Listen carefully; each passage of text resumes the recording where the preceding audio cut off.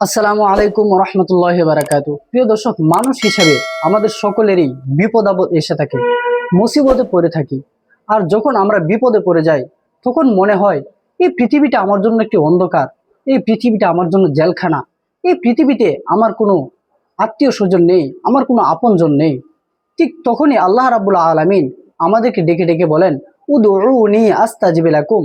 হে বান্দা, তোমার সকল প্রকার চাহিদা মেটানোর জন্য তো আমি রব রয়েছি, তোমাকে সান্ত্বনা দেওয়ার জন্য আমি রব রয়েছি, তোমার প্রত্যেকটা প্রয়োজনে সবচাইতে বেশি কাছে আমি রব রয়েছি।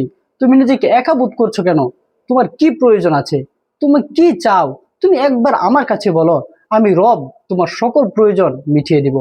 এই জন্য প্রিয় দর্শক, আমরা যখনই অস্থিরতা ফিল করি, টেনশন ফিল করি, তখন অবশ্যই দুনিয়ার সকল মানুষের পূর্বে আল্লাহ রাব্বুল আলামিনকে বলবো, যাতে করে আল্লাহ রাব্বুল আলামিন আমার সকল প্রকার দুঃসয় সমস্যা দূর করে দেন। আর একমাত্র আল্লাহ রাব্বুল আলামিন এই কাজটি করতে সক্ষম, কোনো মানুষ নয়।